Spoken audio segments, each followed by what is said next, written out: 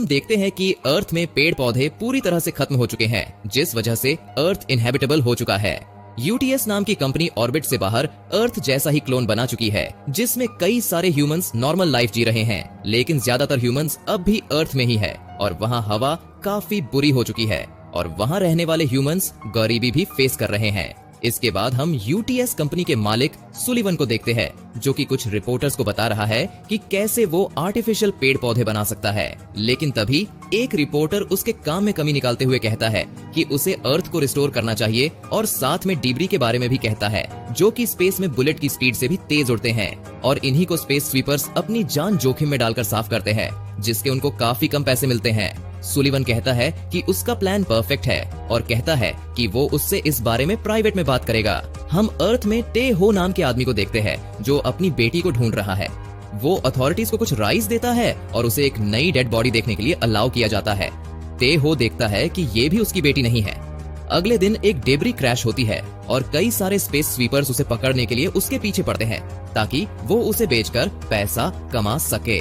लेकिन तभी विक्ट्री नाम की शिप वहाँ पर आती है, जिसके ऊपर एंड्रॉइड बब खड़ा होकर कुछ फेंक कर उसे पकड़ लेता है और सारे स्वीपर्स उनका पीछा करते हैं। दूसरी तरफ टाइगर शिप को हैंडल करता है ताकि उनकी शिप तेज चल सके। जैसे ही बाकी शिप्स डिब्री को पकड़ने वाली होती है, कैप्टन जेंग विक्ट्री के हाथ से उन सबको दूर कर देती है और पायलट टेहो सोलर पैनल्स के अंदर से शिप को निकालता है, जिससे उनका शिप रेजिडेंशियल एरिया से टकराने वाला होता है, लेकिन किसी तरह बच जाता है और सिर्फ एक एंटेना टूट जाता है।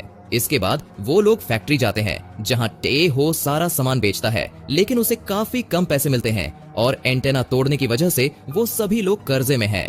टाई हो उस आदमी से बदतमीजी करने की कोशिश करता है, लेकिन ये आदमी उसे चाकू दिखाकर पीछे कर देता है। तभी टीवी में न्यूज आती है कि डॉर्थी नाम की एक एंड्रॉइड को यूटीएस से ब्लैक फॉक्सेस नाम की गैंग ने किडनैप कर लिया है। ये लड़की देखने में क्यूट है, लेकिन अगर किसी को मिले तो वो सीधा अथॉरिटीज को इस बारे में बताए, क्योंकि डॉर्थी एक वेपन है। टेहो इस न्यूज पर ज्यादा ध्यान नहीं देता और वहां से चला जाता है। इसके बाद टेहो के क्रू अपने कर्जे के बारे में डिस्कस करता है और उन लोगों में लड़ाई होने लगती है। उनके ग्रुप में सिर्फ बब ही है जो अपने लिए सिंथेटिक बॉडी लेने के लिए पैसे सेव कर रहा है। इसके बाद वो सभी उस डिब्री के पास जाते हैं जिसे वो लेकर आए थे, जो कि काफी टूटी हुई शिप थी। अचानक उसमें से लाइट आने लगती है और जब वो उसका गेट ओपन करते हैं तो उन्हें उसके अंदर डॉर्थी मिलती है। वो उसे अपने शिप में ले आते हैं और जब उन्हें पता चलता है कि वो एक वेपन है तो वो उसके छींकने से भी डरते हैं। टेहो तो उसे बांधने की कोशिश भी करता है, लेकिन डर कर वहाँ से भाग जाता है। वो उसका बैग देखता है तो उसे उसमें एक फोन मिलता है, जिसमें डॉक्टर कैंग के नाम से काफी सारी मिस कॉल आई हुई थी और उसके ही नाम से एक फाइल भी थी। इसके बाद पूरा क्रू डॉर्थी को अकेला छोड़कर पुअर सिटीजन्स वाले सैटेलाइट में जाता है, जब हम देखते हैं कि डॉर्थी अपने पावर से एक कटे हुए पौधे को जिंदा करती है। इसके बाद क्रू डिस्कस करता है कि डॉर्थी का क्या करना चाहिए। तब टाइगर कहता है कि उन्हें पुलिस को इन्फॉर्म करना चाहिए, लेकिन टाई हो कहता है कि उन्हें कैंग को कॉल करके काफी पैसे मांगने चाहिए। वो आवाज बदलकर कैंग से $2 मिलियन मांगते हैं, जिसके लिए कैंग मान जाता है और वो लोग एक जगह डिसाइड करते हैं। जैसे ही क्रू मास्क पहनकर रेडी होता है, तभी अलार्म बजता है और उन्हें पता चलता है कि एक पुलिस वाला अंदर आ रहा है। वो जल्दी से डॉर्थी को छुपा देते हैं और पुलिस के अंदर आते ही नॉर्मल बिहेव करने का ट्राई करते हैं। पुलिस वाला डॉर्थी को ढूंढने की कोशिश करता है और सभी उसे डिस्ट्रैक्ट करने की कोशिश करते हैं। डॉर्थी पुलिस वाले को नहीं मिलती, वो किसी तरह उसे बाहर भेज देते हैं। इसके बाद पूरा क्रू कैंग से मिलने के लिए एक क्लब में जाता है। टाइगर डॉर्थी को अपने बैग में ले घूमता है। अचानक कैंग टे हो को पीछे से पकड़ लेता है और चेक करता है कि उसके पास कोई हथियार तो नहीं है और हम साथ में देखते हैं कि कई सारे रोबोट्स उन सभी लोगों पर नजर रखे हुए होते हैं। इसके बाद टाइगर कैंग को डॉर्थी को देने के लिए जैसे ही बैग खोलता है, वो देखता है कि वो उसमें नहीं है। डॉर्थी बैग से निकलकर लोगों के बीच चली जाती है। जैसे ही लोगों की नजर उस पर पड़ती है, उन सबके डिवाइसेस में डॉर्थी की न्यूज आती है। सभी रोबोट्स उस पर शूट करते हैं, लेकिन टे हो टाइम पर उसे साइड कर देता है। इसके बाद सारे रोबोट्स उन पर शूट करने लगते हैं और सभी लोगों में अफरा तफरी होने लगती है, जिसमें कैंग डॉर्थी के पास जाने की कोशिश करने लगता है, लेकिन भीड़ में वो अलग हो जाते हैं। सारे रोबोट्स डॉर्थी और टे हो को लगातार शूट करते हैं, लेकिन डॉर्थी अपने पावर से एक शील्ड बना लेती है और वो सभी लोग विक्ट्री में वहां से निकल जाते हैं। इसके बाद जेंग उन सबको डांटती है और डॉर्थी का फोन तोड़ देती है, क्योंकि उसे लगता है कि उसकी वजह से ही रोबोट्स ने उन्हें ट्रैक किया। वो कैंग का नंबर अपने दूसरे फोन में सेव कर लेती है ताकि वो बाद में उससे कांटेक्ट कर सके। दूसरी तरफ सलिवन अपनी टीम से नैनोबॉट्स के बारे में डिस्कस करता है जो कि मार्स पर प्लांट्स और ओशियंस बनाने की कोशिश कर रहे हैं। वो साथ ही डॉर्थी के गॉगल्स को भी देखता रहता है और अपनी टीम को डांटता है। उसके चेहरे की नसें खींचने लगती हैं और उसे दर्द होने लगता है।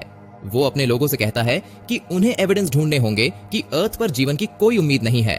कुछ टाइम बाद हम देखते हैं कि बब्स डॉर्थी का मेकअप कर रहा होता है। तब उसे डॉर्थी का सीक्रेट पता चलता है, लेकिन डॉर्थी टॉपिक चेंज करते हुए टाई हो के बारे में पूछती है। बब्स उसे बताता है कि टाई हो एक सोल्जर था और उसे वायलेंस के अलावा कुछ नहीं पता था। एक दिन एक मिशन में उसे एक औरत मरी हुई मिलती है जिसके हाथ में एक छोटी बच्ची थी। वो उस बच्ची को अपने साथ ले जाता है और उसे पता चलता है कि उनके अटैक की वजह से ही वो बाहरी हो गई है। इसके बाद से उसमें कभी किसी को मारने की हिम्मत नहीं हुई, लेकिन इसी वजह से उसे निकाल दिया गया। एक दिन जब वो बार में बैठा हुआ था तो उसकी बेटी अकेली कहीं चली गई और तभी उनके सैटेलाइट से एक डेब्री टकरा गया जिसमें कई लोग सैटेलाइट से बाहर चले गए। अथॉरिटीज से उसकी सर्च करवाने में काफी पैसे लगेंगे, इसलिए तब से टे हो आज तक उस लड़की को ढूंढने के लिए पैसे जमा कर रहा है और इसलिए उसने स्पेस स्वीपर्स की जॉब करना भी शुरू किया। तभी कोर्ट से एक आदमी वहां पर आता है। वो उनकी शिप को सील करते हुए कहता है कि ये अब बैंक की प्रॉपर्टी है क्योंकि उन्होंने अपना कर्जा अभी तक नहीं भरा। तभी टे हो का फोन बजने लगता है और कॉन्ग उन्हें दूसरी जगह मिलने को कहता है। टाइगर कहता है कि उन्हें अब डॉर्थी को उन लोगों को नहीं बेचना चाहिए क्योंकि उसे डर है कि वो लोग पता नहीं उसके साथ क्या करेंगे। लेकिन टे हो कहता है कि उन्हें अपने शिप को वापस लेने के लिए पैसे चाहिए और साथ ही उसे अपनी बेटी को भी ढूंढना है। कुछ देर बाद डॉर्थी टॉयलेट जाती है और उसके पीछे पीछे एक आदमी भी जाता है। तभी उसके चिल्लाने की आवाज आती है। टाइगर उस आदमी का पीछा करता है लेकिन वो काफी आगे चला जाता है। अचानक टे हो उस आदमी से डॉर्थी को छीन लेता है और उस आदमी को मारता है, लेकिन तभी वहाँ पर उसके जैसे और कई लोग आ जाते हैं और टाइगर आकर उन्हें मारता है। जब वो उस आदमी का मास्क निकालते हैं तो देखकर हैरान होते हैं कि ये आदमी वही है जिसे वो लोग डिब्री बेचते हैं। दूसरी तरफ हम सलिवन को देखते हैं जो रिपोर्टर को एक्सप्लेन करता है कि मार्स पर लोगों को उनके इकोनॉमिकल स्टेटस के हिसाब से नहीं भेजा जा रहा है बल्कि उनके डीएनए के हिसाब से भेजा जा रहा है। रिपोर्टर कहता है कि उसकी वजह से अर्थ में काफी लोग मर रहे हैं और उससे उनकी कोई परवाह नहीं है। तभी वहाँ पर कुछ रोबोट्स ब्लैक फॉक्स के मेंबर को पकड़ कर लाते हैं। सलिवन रिपोर्टर को उसे शूट करने के लिए कहता है, लेकिन वो नहीं करता तो सलिवन उसे मार देता है। इधर जैंग और बाकी सब इन किडनैपर्स को कन्फ्रंट करते हैं। जब डॉर्थी टॉयलेट जाती है तो वो कहते हैं कि इसका मतलब है कि डॉर्थी भी एक ह्यूमन है। एक लाइट का यूज करके उन सभी पर टैटूज दिखते हैं जिसका मतलब है कि वो सभी भी ब्लैक फॉक्स के मेंबर हैं। उन्हें बताया जाता है कि ब्लैक फॉक्स कोई टेररिस्ट नहीं है। वो आदमी कहता है कि डॉर्थी एक बीमारी के साथ पैदा हुई थी, उसको ठीक करने के लिए उसके फादर कांग ने उसके अंदर नानोबॉट्स डाले। डॉर्थी की बीमारी सही हो गई, लेकिन साथ साथ उसके अंदर प्लांट्स और ट्रीज उगाने की पावर भी आ गई। इसका मतलब है कि वो अर्थ को हील कर सकती है और उन्हें सलिवन के मास प्रोजेक्ट की जरूरत नहीं पड़ेगी। जब सलिवन को इस बारे में पता चला तो उसने डॉर्थी को मारने के लिए भेजा। सारे साइंटिस्ट्स मारे गए, लेकिन डॉर्थी को मारा नहीं जा सकता क्योंकि एक नैनोबॉट को खत्म करने के लिए हाइड्रोजन बॉम्ब का यूज करना पड़ेगा। ऐसा बॉम्ब उन्हें फैक्ट्री के एंटी ग्रेविटी सिस्टम में मिल सकता है, इसलिए उसका प्लान है कि वो डॉर्थी को उसके अंदर बंद करके उसे अर्थ में क्रैश करे, जिससे डॉर्थी भी खत्म हो जाए और न्यूक्लियर एक्सप्लोजन की वजह से अर्थ भी खत्म हो जाए। तभी बाहर लोगों के मरने की आवाजें आती है। रोबोट्स सभी ह्यूमंस को मारने लगते हैं। ब्लैक फॉक्स पीछे के दरवाजे से बाहर निकल जाते हैं और जैंग और पूरा क्रू कर्मचारी है, इसलिए उन्हें छोड़ दिया जाता है। टे हो डॉर्थी को छुपकर एक जगह से ले जाता है, लेकिन तभी डॉर्थी चीख देती है और रोबोट्स उन्हें शूट करते हैं। उन्हें डिस्ट्रैक्ट करने के लिए जैंग विक्ट्री को स्टार्ट करती है और ते हो ब्रिज से भागता हुआ शिप में चढ़ जाता है। उनका शिप वहां से निकल जाता है, लेकिन एक मिसाइल उनके काफी क्लोज फटती है, जिससे वो लोग नैनोबॉट्स के अंदर पहुंच जाते हैं। नैनोबॉट्स पूरे शिप पर चिपक जाती है, लेकिन डॉर्थी अपनी पावर से उन्हें हटा देती है और वो लोग दूसरी तरफ पहुंच जाते हैं। डॉर्थी बेहोश हो जाती है और टाइगर देखता है हार्ट बीट नहीं कर रहा। वो उसे सीपीआर देता है, लेकिन कुछ नहीं होता। तभी डॉर्थी फाट करती है और उठ जाती है। इसके बाद सलिवन जैंग और उसके क्रू की फाइल देखता है। उसे पता चलता है कि जैंग रिबल्स का पार्ट थी जिसने सलिवन को पहले भी मारने की कोशिश की थी और उसने ही एक खतरनाक हथियार बनाया था। टाइगर अर्थ में एक खतरनाक गुंडा था और उसे डेथ सेंटेंस भी मिला हुआ है। टे हो तो पहले सोल्जर्स का पार्ट था ही। इसके बाद टे हो को कैंग का मैसेज आता है और वो उन्हें मिलने के लिए बुलाते हैं। जब वो लोग कैंग और बाकी सबसे मिलते हैं तो जैंग देखती है कि वहाँ काफी सारे एक्सप्लोसिव्स लगे हैं, जिनके एक्टिवेट होते ही सारे मशीन्स बंद हो जाते हैं। तभी वहाँ पर रोबोट्स आकर कैंग और सारे ब्लैक फॉक्सेस को मार देते हैं। जैंग का क्रू उनसे लड़ भी नहीं पाता। सुलिवन जैंग और उनके साथियों को छोड़ देता है और उन्हें पैसे भी देता है। वो अपने लोगों को डॉर्थी को फैक्ट्री में ले जाने को कहता है। उनके जाने के बाद टाइगर और बाकी सब पैसे लेने से मना कर देते हैं और डॉर्थी को बचाने के लिए रेडी होते हैं। लेकिन तेयो पैसे लेकर अपनी बेटी को ढूंढने का डिसाइड करता है। वो अथॉरिटीज के पास जाता है, जहां उसे अपनी बेटी की पुरानी चीजें मिलती है, जिसमें उसे एक लेटर भी मिलता है। वो रोने लगता है और वापस अपने ग्रुप के पास जाता है। डॉर्थी को हाइड्रोजन बॉम्ब में बांध दिया जाता है। तेहो शिप उड़ाता है और उसके पीछे आने वाले सारे एनिमीज को जैंग मारती है।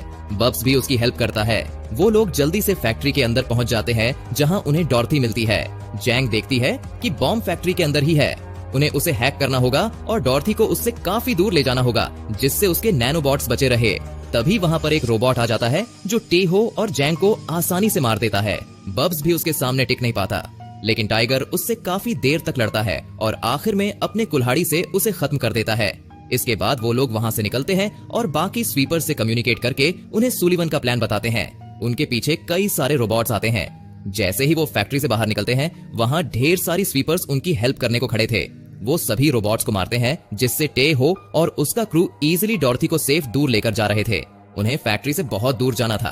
तभी सलिवन की असलियत, जो कि बब्स ने रिकॉर्ड की थी, न्यूज पर चलाई जाती है, जिससे सभी लोगों को उसके असली चेहरे का पता चल जाता है। सलिवन गुस्से में उन्हें मारने के लिए अपनी शिप में निकलता है। पहले तो वो उसे शूट करते हैं, लेकिन तभी जंग एक भारी टावर के नीचे दब जाती है और बब्स के भी 2 टुकड़े हो जाते हैं। सलिवन एक रोबोटिक हाथ से शिप तोड़ देता है और देखकर हैरान होता है। अंदर हाइड्रोजन बॉम्ब था। इसका मतलब है कि टेहो ने डॉर्थी को फैक्ट्री में ही बाकी स्वीपर्स के पास छोड़ दिया था और हाइड्रोजन बॉम्ब अपने साथ ले आए, चाहे इसमें उनकी जान ही क्यों ना चली जाए। तभी बहुत बड़ा धमाका होता है, जिसे सारे स्वीपर्स देख रहे थे। लेकिन डॉर्थी अपनी पावर से नैनोबॉट्स की हेल्प से विक्ट्री का बड़ा हिस्सा बचा लेती है, जिसमें क्रू अब भी जिंदा था। इसके बाद यूटीएस सब चीजों के लिए सॉरी कहती है और अर्थ का रेस्टोरेशन प्रोसेस स्टार्ट होता है। जैंग और उसके क्रू को उनके इस काम के लिए सारा कर्जा माफ कर दिया जाता है और उन्हें इनाम भी मिलता है, जिससे बब्स अपनी नई बॉडी ले लेती है। डोरोथी को सर्च सेंटर ले जाया जाता है, जहां वो टेहो की बेटी का डीएनए ढूंढती है और उसकी बेटी का प्रोजेक्शन दिखता है, जिससे टेहो मिलता है और फाइनल गुड बाय बोलता है। इसके बाद वो सभी डॉर्थी को अडॉप्ट कर लेते हैं और हैप्पी फैमिली की तरह रहते हैं। इसी के साथ ये